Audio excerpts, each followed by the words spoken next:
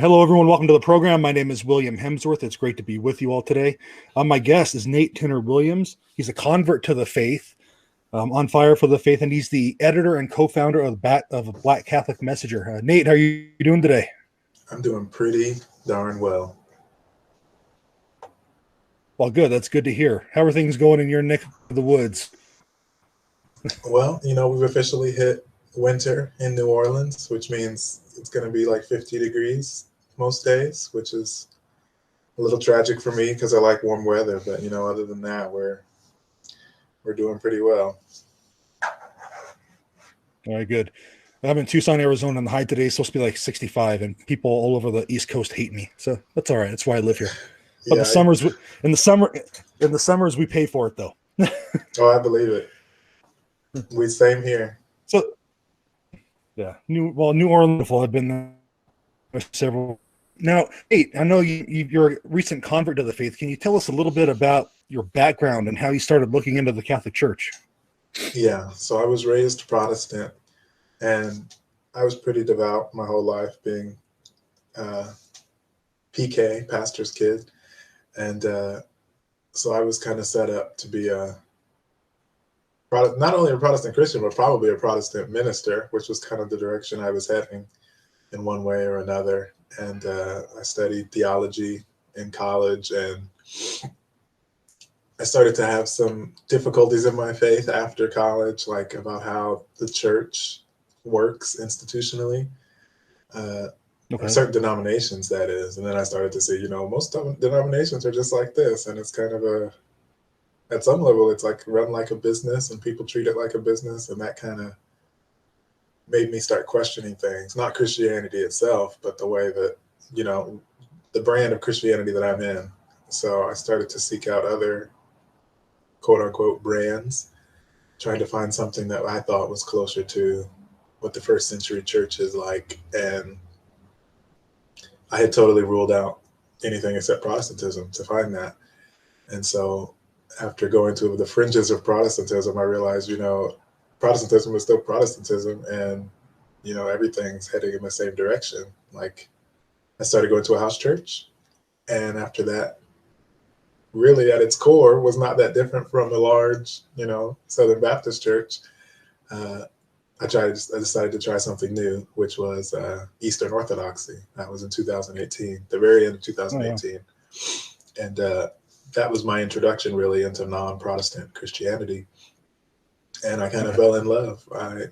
Everything that I had learned about Catholicism up to that point, I tried to pin on to Orthodoxy, but it didn't work. And so I had to just learn and read. And eventually I came to accept that, the ancient church is the ancient church, regardless of what it might look like today or how different it might look. So after getting into Orthodoxy for a little bit, I started to investigate Catholicism, and I found truth there. And 9 months later, I converted, December 2019. Wow. Now, was there any, I know you said you started questioning how they do things. Is there anything in particular that stuck out to you as like, hey, this shouldn't be the case? Why are we doing this?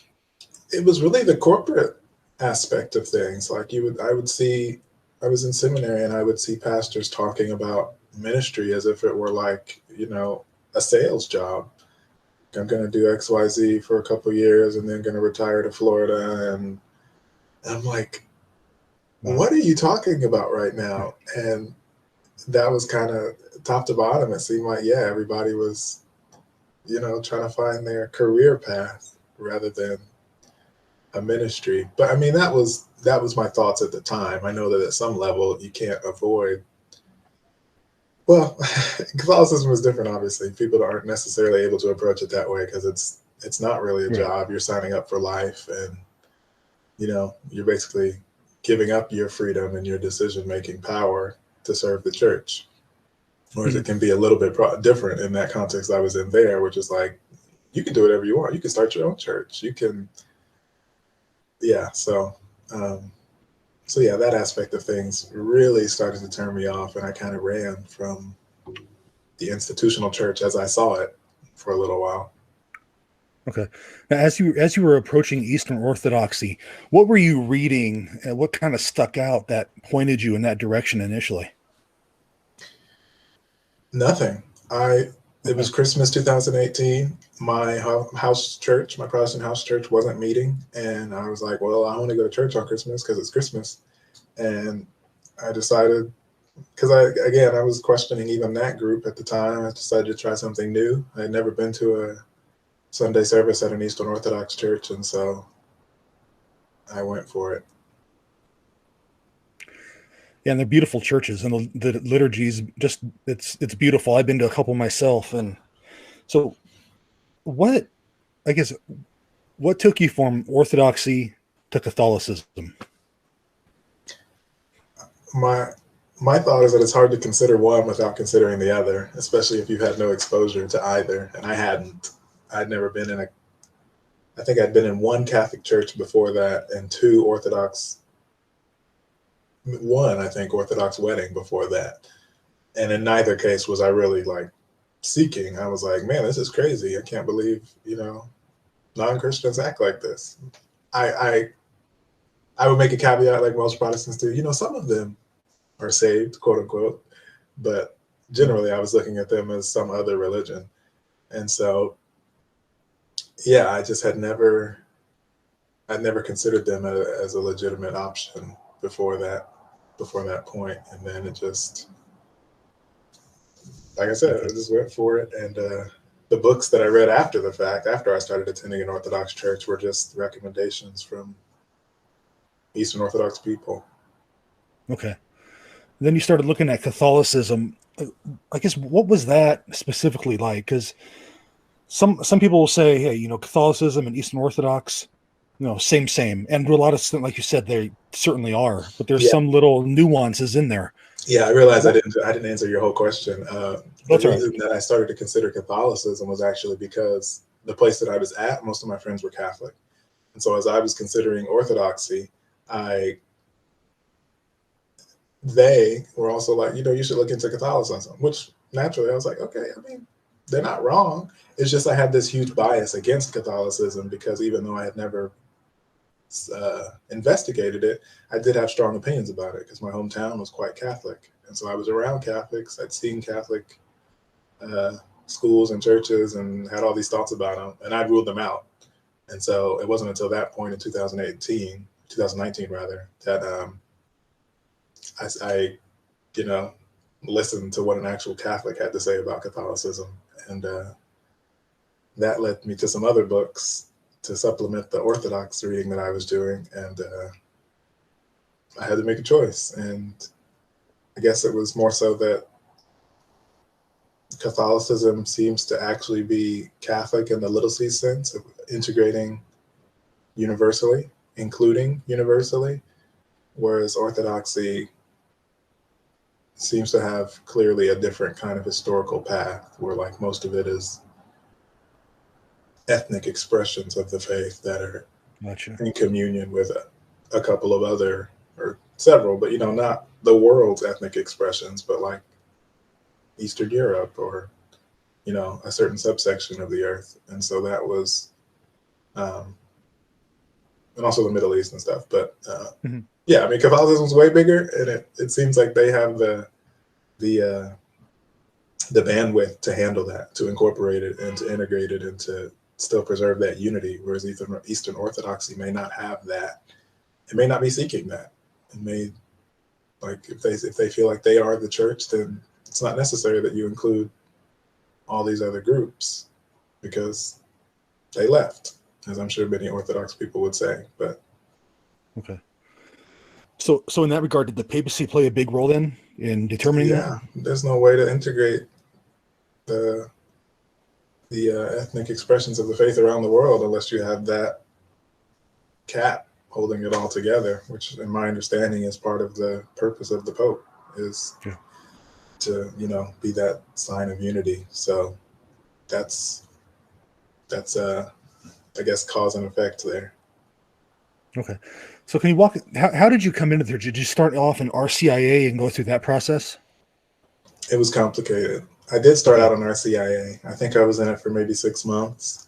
Okay. But because I've been doing so much reading beforehand to almost become Orthodox, and then also to, want to convert to Catholicism, I personally felt I didn't need like a year-long class to learn the stuff that I was already learning. Like, I didn't join RCIA to learn about the faith. I joined RCIA to join the faith, like just as the formality.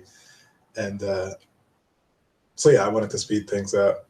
I bounced around to another RCIA program, got the same kind of response of just like, you need to sit through this class, even though the USCCB had said, certain people don't have to sit through the whole class, but it was what it was. And so I went to my daily mass parish pastor and asked him, like, what can I do? What should I do? And he was like, I'll confirm you. Sounds like you know your stuff. So that was that. A month later, I was confirmed. Okay. Okay. Yeah, and I think a lot of people don't realize that, RCIA, don't get me wrong, it's great, and yeah, it does vary for parish by parish. But like you said, you're an example how some people, if they're already learned in the faith, they've read, they've come along, there's other process. It's pastoral discretion, I guess, if you will. Yeah. It's interesting what the bishops have said. They like, because on Easter you're supposed to bring in the people who are converts, like from who aren't baptized, and they specifically have said, like, don't put people in who are baptized with that group, because you could give the wrong impression that these people weren't already Christians. And yet most churches still do that. They bring everybody in at Easter. They make everybody do RCIA. And so it's a little known fact that more parishes should probably be aware of and start implementing. It might make it easier for people that want to convert to actually do it. I've heard some really bad stories. Yeah, and I know on Twitter every now and then that's a debate that comes up, how, RCIA sometimes isn't needed. And like I said, you're a perfect example of that. So you got confirmed. What has your Catholic life, what's your faith been like since then? Rapid fire. So I was confirmed. Man, it feels like it really has gone by very quickly. I was confirmed in December 2019. In February, I moved back here to New Orleans, where I had lived prior twice. And within a month of me going to daily mass fairly frequently, I felt a call to the priesthood. So, I mean, that was a rapid turnaround. And that in and of itself has kind of jump-started my whole integration into Catholicism across the board, I would say. And so, still learning, obviously. Still a lot I don't know, but it feels like I'm just moving at light speed, or have to move at light speed just to keep up with what all is going on. And yeah, at the same time, try to make up for lost time. Right. So you're discerning the priesthood. I know you're studying for a master's in theology, if I'm not mistaken. That's right. And then you've applied for the Josephites as well. Am I correct? Yeah. So immediately after I felt the call to the priesthood, I spoke to my pastor and applied for the Josephites. And that process seems to be nearing its completion now, about a year later. Be familiar. Can you describe who the Josephites are? Yeah, they're an order that originally was a part of before they were an order, the priests were a part of the Mill Hill Fathers, which are a British order that came to the States in the late 19th century, mid-19th century, to minister to African Americans who had just recently been freed by the Emancipation Proclamation. And after a while, towards the end of that century, Father John Slattery asked for the U.S. wing of the Mill Hill Fathers to be made independent, so they could just focus on that mission apart from the British order, which did other things all around the world. And so they were given permission. They started the Josephites in 1893, I think, and they've been serving African Americans in African American parishes ever since. Great. Now, you said the process is nearing its completion. What's the next steps for you? I think I'm moving into like a pre-postulancy phase where I'll live in my parish rectory until I can start seminary next fall. They study at CUA in DC. Great. Now, in the meantime, you've been staying busy. You're editor and co-founder of the Black Catholic Messenger. How did that all come about?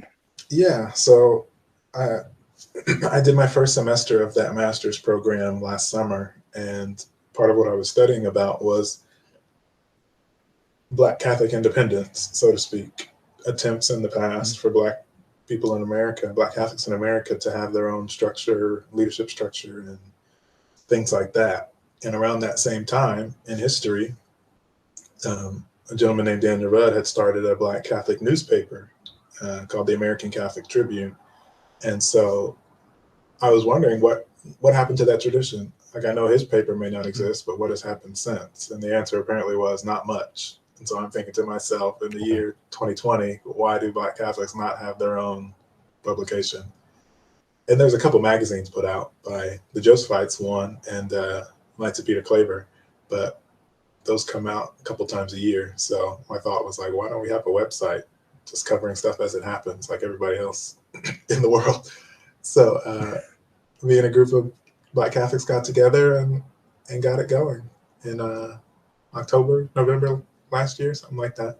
So yeah, it's been pretty recent. So how has it been over these past few months with that project? Difficult. It's time consuming. It's controversial. There's stuff people don't want you to talk about, stuff they don't want you to say, even if it's true, stuff. Just, it's wild. Like, I probably should have asked some people about what that's like. Not because it's been so devastating to me, but it's just very interesting, like how media works in the Catholic sphere, and how people, what you're allowed to say to keep people happy or to, not. What can you give us an example of some of? I mean, free forum here, Nate. Whatever you want to say. Okay, that's been controversial. That's kind of it's taking people the wrong way. Yeah. So I mean, just within the past, well, obviously the other day we had a terrorist attack in DC, and not long before that, I had written a story about a Black Catholic who is getting a radio show, and he said some pretty controversial things in the past. He has, tens of thousands of followers on social media, and I wrote a story about the things that he has said. It wasn't an opinion piece; it was a news piece, in my opinion. I'm saying this guy's been appointed to this radio network that just got rid of an outspoken Black Catholic radio host, multiple, and it seems like they're replacing them with this person. And here's all the things that he has said that are controversial, that might shock a lot of people, Catholics and non-Catholic alike. And people responded to that story basically like, this is a hit piece. This is, how dare you talk about XYZ things that has happened in this man's life? How dare you criticize him for saying XYZ things? And I'm like, he said them. I gave you links to what he said. But I'm not supposed to talk about it in the minds of some people. And yeah, today I learned that someone has said that I end conversations before they start, by having my own opinion, I guess. And so it's just interesting the way people will read things that are outside of their preferred ideology. And that's not to say I'm exempt from that kind of thinking. But, what else are you supposed to do in a media publication other than speak on what you think needs to be spoken on? Right. Now, how often do you guys come out with material? We try to post every day. We put up a story every day up until a couple days ago. I think we've missed 2 days since. But yeah, we've got about 100 some stories up. Okay. How many writers do you have? Because I know there's a lot of people that participate. So I write most of the news stories, and I think we have about a half dozen other people who've written mostly opinion pieces, but also a couple of news stories as well. But I think I'm the only one working on it full time. So that explains that dynamic. But yeah, we're always looking for more Black Catholics to show to contribute their voice. Okay. Now, if someone's interested, what's the website that they can go on to check it out and maybe help out? Yeah, the website's blackcatholicmessenger.com, and they can email start@blackcatholicmessenger.com if they want to chat. We also have a submission form on the website. Okay, great. Now, Nate, before I let you go to enjoy the rest of your Saturday, do you have any words of wisdom for someone out there that may be discerning the Catholic faith, or maybe wants to help you with the messenger? Discerning the Catholic faith, look at the catechism. Don't look too much at Catholics, individuals themselves, and educate yourself on the universality of Catholicism. It's not just what you see in America. All right. Well, Nate, I thank you for taking some time to come on today. I appreciate it. God bless you for what you're doing, and I wish you the best of luck in the future with everything going on. Thank you, William. I appreciate it. All right. All right. That's it. My shows are like 20 to 30 minutes.